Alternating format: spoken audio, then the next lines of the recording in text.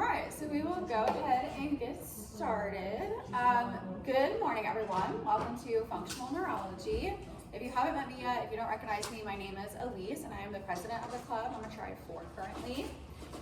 Just want to thank you all for showing up today. It's a good group. I'm excited.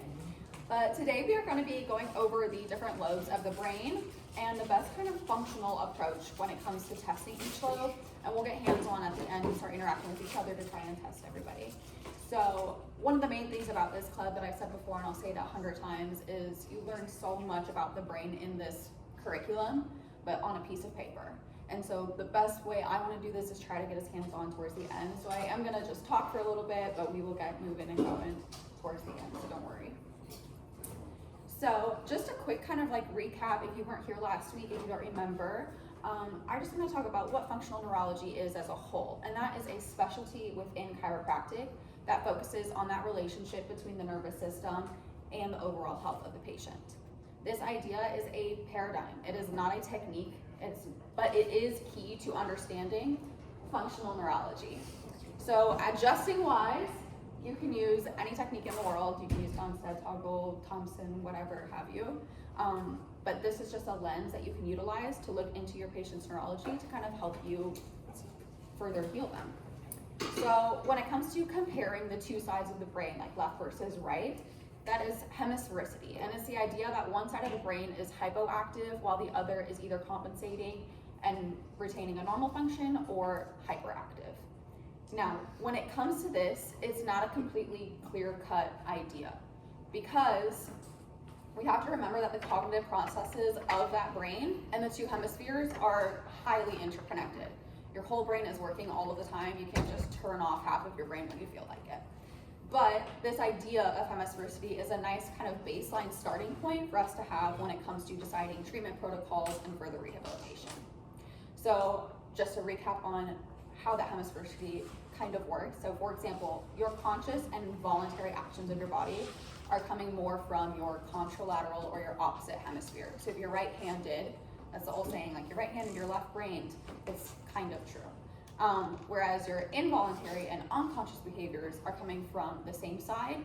So if you touch a pot with your right hand, your right brain is gonna be like, whoa, because it has to get through that zone really quickly instead of like move all the way across, move all the way back over. So we're trying to always kind of target the side that seems to be functioning less to try to get them even. But again, it is going to be more complicated as you move further into neurology as a curriculum because the brain never turns off. It's always working all of the time. So now that we kind of have that basic concept down, we're going to be focusing not on particular sides of the brain necessarily today, but more on particular areas of the brain because we do have all those different structures and the lobes. So we'll be focusing on your four normal lobes, your frontal cortex, the parietal, the temporal, and the occipital, just front to back. So we're going to start with our frontal lobe today, and this is our main control for our personalities. It is a key structure for all of our executive functioning, like decision making and organizing. It's key for your personality, your behaviors, including your social conduct and your emotional responses, as well as attention, focus, speech production, and voluntary motor function. So simply put, the frontal lobe is why you are who you are. It is a big part of you. So when damaged, that frontal lobe can result in crazy dysfunctions in any of those areas. But most commonly, you're going to see a frontal lobe lesion or dysfunction be characterized by a sudden personality change or sudden problems with speech and movement. So all of a sudden, you're just flinging your arm like crazy. So when we look at the frontal lobe kind of more closely, there are some structures that are really important to know. And this is because it can help us locate a lesion. So for example, to start, we have our dorsolateral prefrontal cortex, otherwise known as your DLPFC. And this is our cognitive command center. So if somebody comes in suddenly having problems planning, problem solving, or even just maintaining attention, this should be kind of one of our first like, oh, that sounds like that. So it's going to help us narrow down where lesions are if we know these structures. So this is also going to be the area of the brain that's highly associated with things like ADHD and schizophrenia, because you have kind of that hubbub in your head. Next is your orbitofrontal cortex, which is known as your social and emotional processor, because it's crucial in assessing the emotional value of a stimuli and then making a responsive decision based on the emotional cue. So this is why people, some of us, not me, may tear up at like an ASPCA commercial with the sad puppy dogs. That's why we're tearing up, that's the emotional response. But it's also why positive rewarding behavior can really be an effective like conditioning tool. It's that Pavloving. And that's all gonna come from that social and emotional processor. The next is your anterior cingulate cortex, and this is your emotional regulator. And that is differing from the orbitofrontal cortex because it plays a hand in managing those emotional responses and controlling your emotional expression. So for example, people with anxiety disorders or depression, both of those have been linked to this particular area of the brain because it isn't as easy for patients with those disorders to regulate and control. They're not as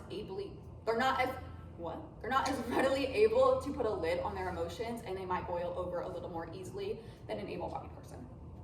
And finally, we have Broca's area, which is going to be our speech production hub, and that's essential for forming and articulating words, and it also plays a role in syntax and grammar. So a lot of times people with stutters, you can target that Broca's area and try to improve their speech as time goes on. I could clearly use it. All right, so when we get into the fun stuff, for every lobe I'm gonna go over, I'm just gonna demonstrate the test right here, right now, and at the end we'll all do them together. I'll put the list up and we can just get it all done. So first, for the frontal lobe, can I have any volunteers? Yeah, come on. You've got to sign 6 waivers. Yeah. What's your name? Marcus. Marcus? All right, so we're gonna test your frontal lobe today. I'm gonna have you stand right over here. So we're gonna start with just the pincer finger tap test. So all I'm gonna have you do is make a little crab claws with your index finger and your thumbs, and you're just gonna open them and close them as wide as you can. You can turn and face them so they can see. So when they're doing this, all you're looking for is any asymmetries in the speed, in the rhythm, in the amplitude. All of it is playing a role in the overall look. Is one hand opening more than the other? Is one curving? You're looking for anything that looks abnormal. So try and do it as fast as you can, and anybody tell me if one is going differently. You can stop. Anything? Looks good? He's pretty balanced. He's pretty balanced. Yeah, I saw that too. If anything, this one's moving a teeny bit faster, but nothing super abnormal. So that looks great.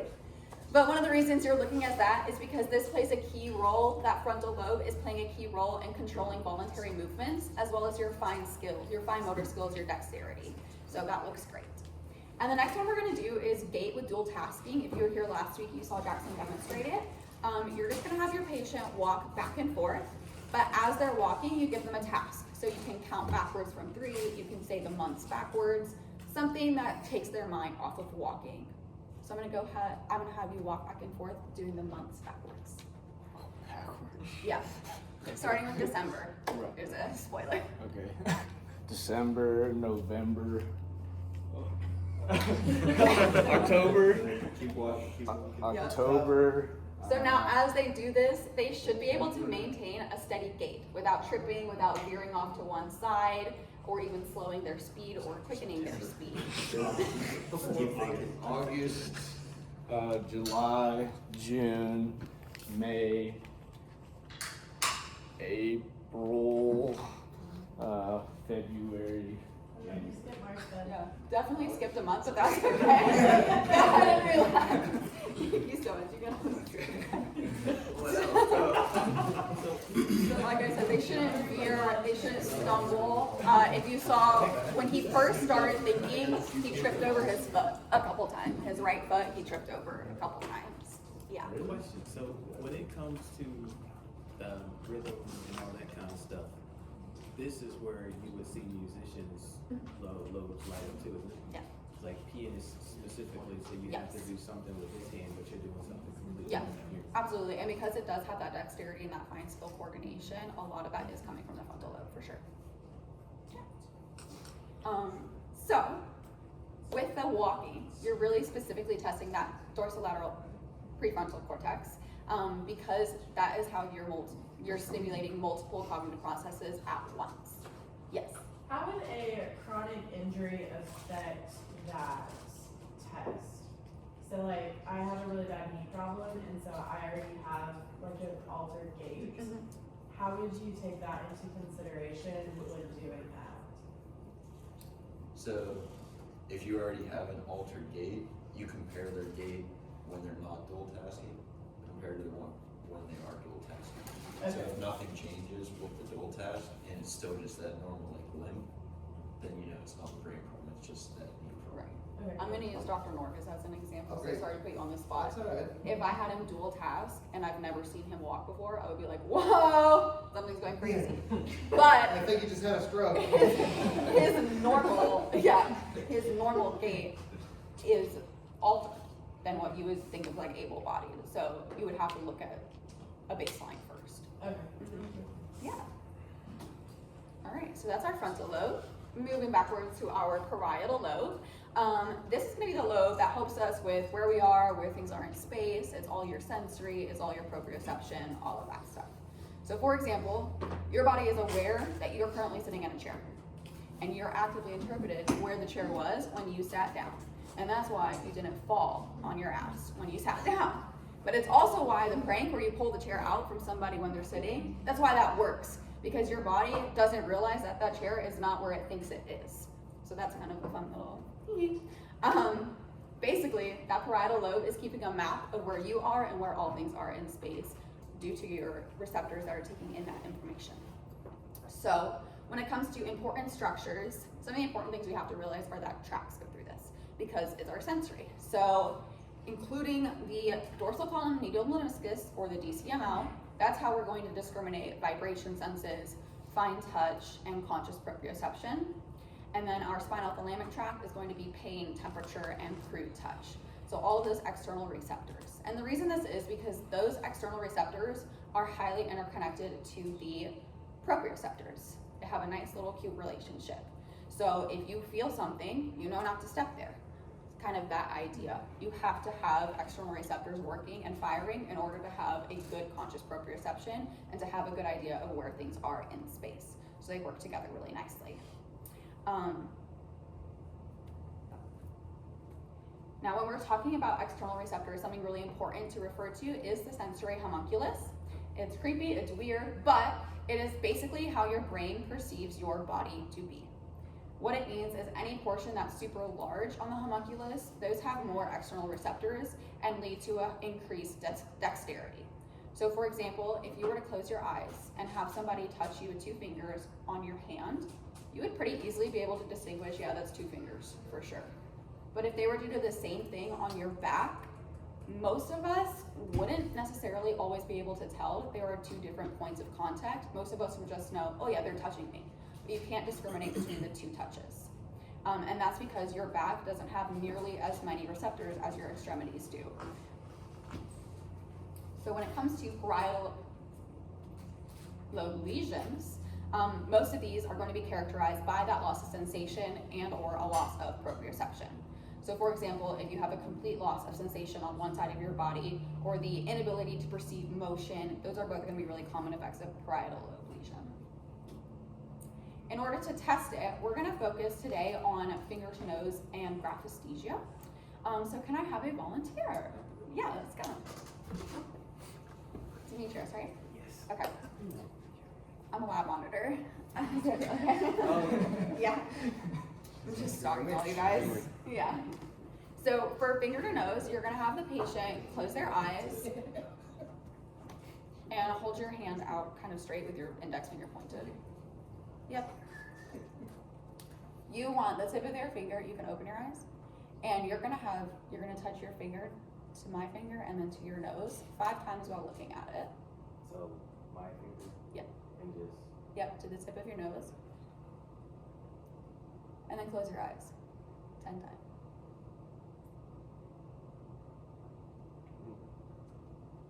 Even with your finger. She cheated.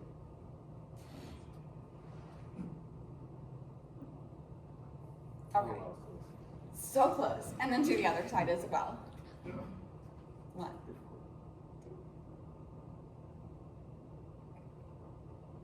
Close your eyes.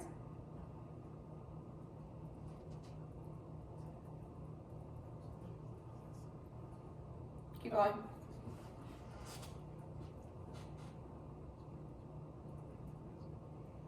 Nice. Great. Did anybody realize which side was better? Yeah, his left hand was significantly better. So when it comes to testing this, you have to test both sides because obviously you see a huge drastic difference. And when I say when you're missing a finger, that counts as like a slash. By missing, the exact tip of your finger has to hit the exact tip of the other finger and the exact tip of your nose. So if he's here, doesn't count. If he's here, it doesn't count. It has to be perfect. And the reason is because the test takes that sensory integration from both the primary somatosensory cortex and your spatial awareness from the posterior parietal cortex, and it maintains that coordination. And so part of the reason we have you close your eyes is because we're taking out one of those stimuli, and we're having to see, do the rest of your external receptors keep up with that proprioception? So test which side. The next test is going to be graphesthesia, and that is going to be when you have the patient close your eyes and give me your hand. Tell me what letter I draw.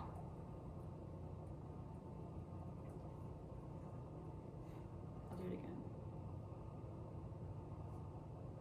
again. Excuse me. From your perspective, it feels like a P because you're doing this number and then that. Mm-hmm.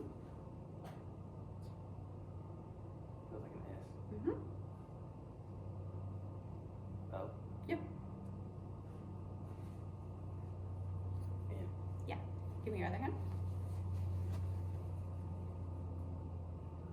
V.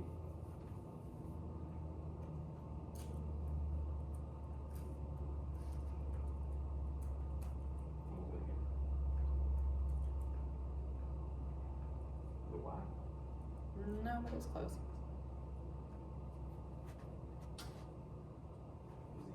Z. Q. Yep. So, same thing, you wanna test both sides, make sure there's not a big difference. There's an F.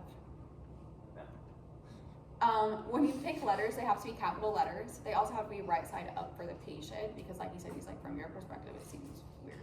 You have to make sure that's how they see a letter. And you also wanna kind of avoid letters that are gonna be super, super similar to each other. A lot of the like circular ones can get tricky, and a lot of the ones with like, the ones we all draw differently. So an F and a Y, he felt the two things, which is why he said Y, because same idea. And the same thing, so this is gonna establish that primary somatosensory cortex and the parietal lobe. We're establishing that's intact and that he can process tactile and proprioceptive information. Thank you. Any questions on parietal lobe? So did I pass the test though? Yeah, Okay. you have. This one could use some work. First sure. off, For sure. don't come for me.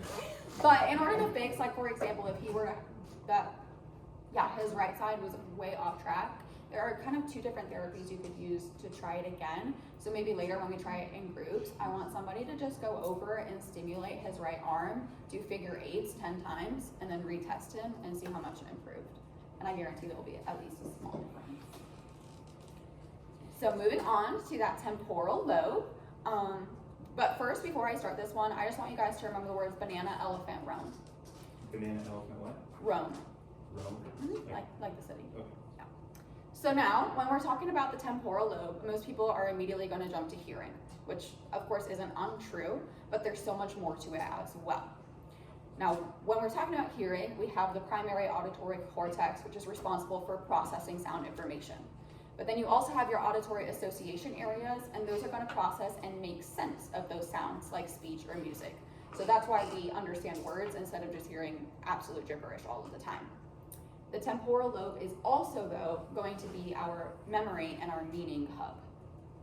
So a couple areas to look at are the fusiform face area and hippocampus, which are located in that medial temporal lobe.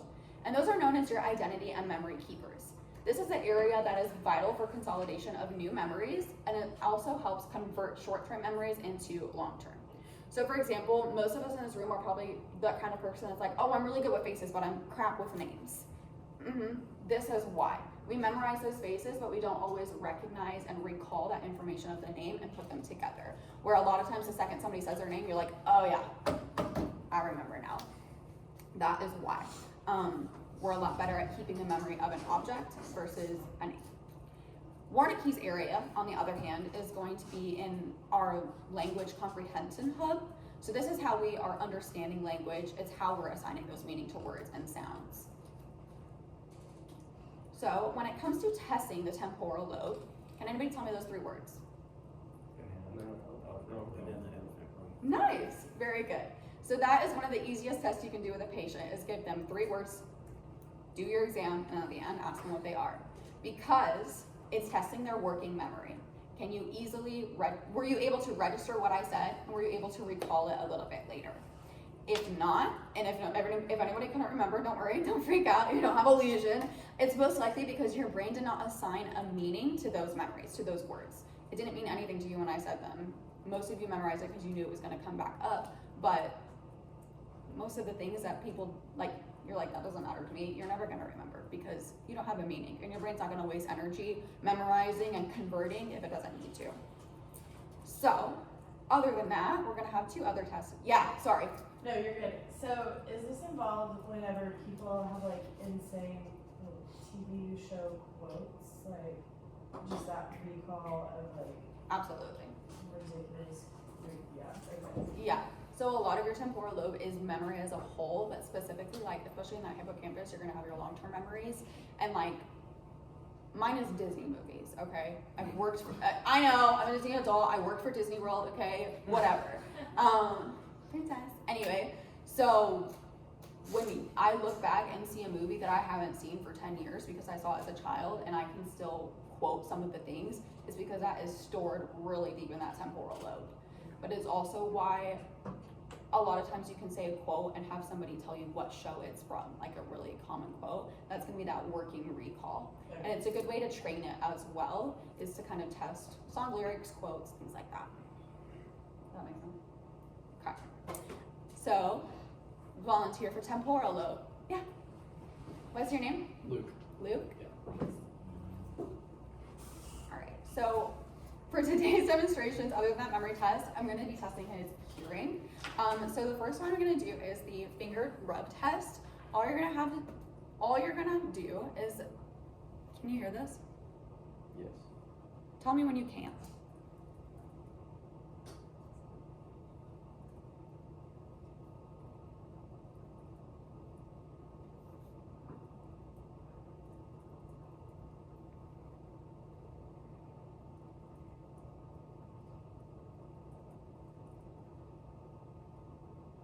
No. Pretty good. Cause like Daredevil. Yeah. I know, I was like, how far do I have to go? I can hear it like a little bit. A little tiny? Yeah. All right, same thing on the other side. Let me know when you can't hear it.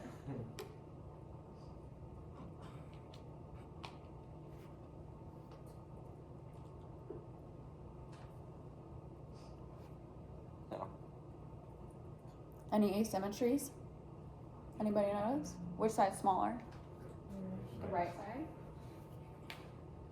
Yes, yep, definitely the right side.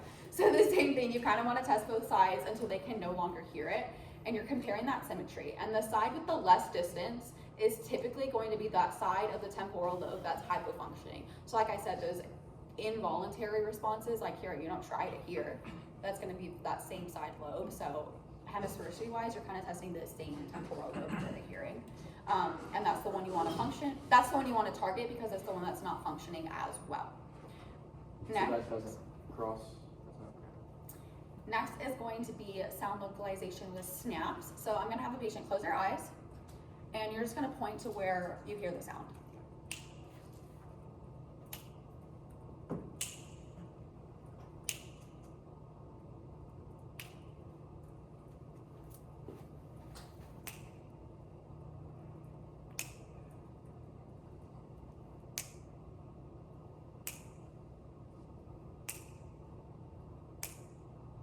Nice, pretty good. So he did miss a couple here and there, and a lot of times it can't be like, last try when we tested this, my boyfriend was a volunteer and he was like, there's an echo in this space. So sometimes you gotta be careful of echoes, whatever, things like that can mess it up. But overall, it's pretty good. So I have nothing to worry about there. Yep, thank you so much. So once again, you're testing both sides and you're using different angles kind of at random, making sure you kind of hit like almost a clockwork of angles. And the same thing, that's testing the ipsilateral lobes, auditory processing. Both of these tests can be super easy and really, like, you don't need tools, you don't need the stupid tuning fork, any of that. The stupid tuning fork. All right, we finally have made it to the back. We've made it to the occipital lobe. So for most people, again, thinking of the occipital lobe, you're immediately thinking of just sight. And yes, this is the main idea. The primary visual cortex is going to be responsible for all of the initial processing of your visual information.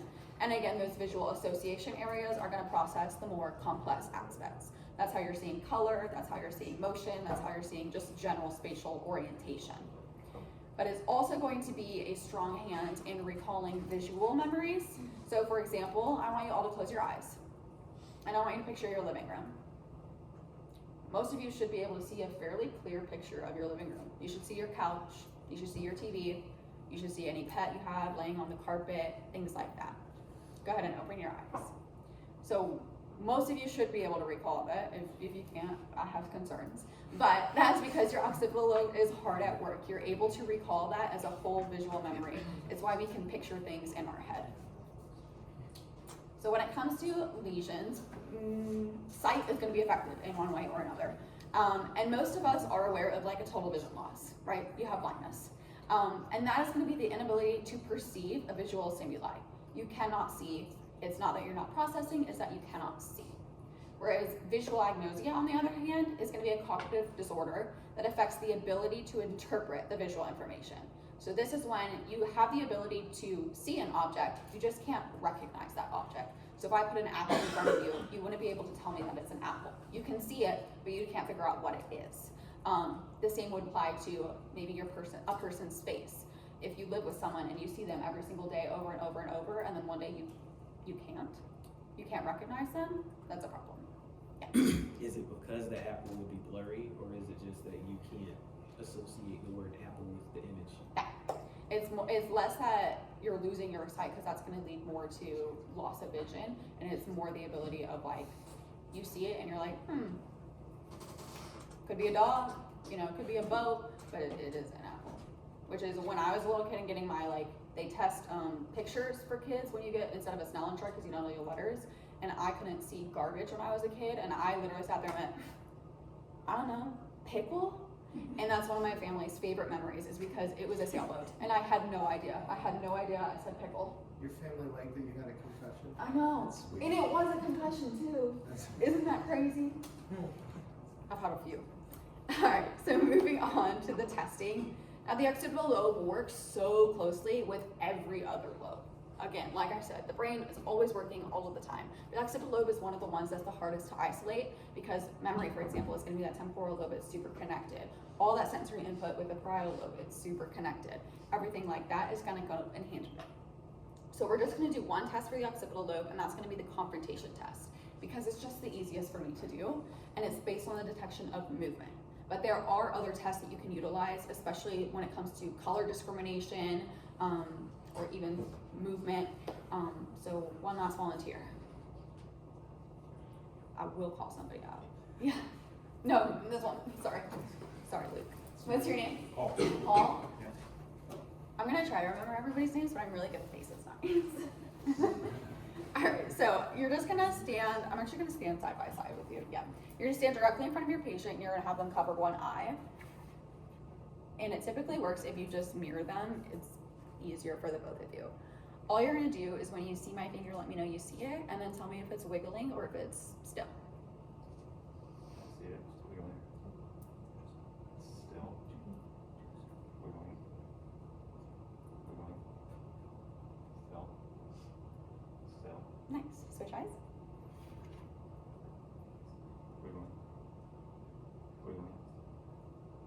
Still. Still.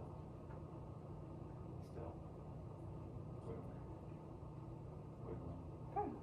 Good, nicely done. So all you're doing is wiggling your finger, and again, similar to the snap test, you want to do kind of a full clock. You want to make sure, because your eye works, there are so many different parts of your eye that are working at different ways, and different parts of your eye cross and different parts do not cross. So when you're talking about like hemisphericity for the eye, it's super complicated. It's way harder than it needs to be. But because you're doing it in multiple eyes, it's gonna be different and the pathways are going to change as you change angles. So you wanna make sure you're kind of working through. So do all these things help with rehab too? Yeah. So a lot of times we're working on specifically testing here because it's gonna be what's useful. Because most of the time, as chiropractors especially, you're gonna think, oh, that left side is garbage, let's stimulate it, let's see what happens. That's where you're gonna lead your adjustment. But if you wanna go into neurology, that's also where you're gonna focus on rehabilitation. And a lot of times rehabilitation comes with training. And a lot of times it's training the tests, because it's the best way to kind of narrow down those areas. So you would work from here and start it as a baseline and work your way up. All right, any other questions on anything we've gone over? Great. So, we've discussed everything at length, but the rest of the time is for you guys to explore and to interact with each other. So make a friend, make a new friend, have an old friend, whatever you need. But these are all the tests. Make sure everybody gets a chance to be doctor and patient. And let us know if you have any questions, or all four of us are here to kind of help. And let us know if you find anything funky or cool too. So I have 4 kids, and so I'm just kind of curious. Like, the frontal lobe is not developed on some of them. So is there certain, or at least maybe all of them aren't, but like, could I test these on my kids, and like, what results would I expect to be different? That's a good question.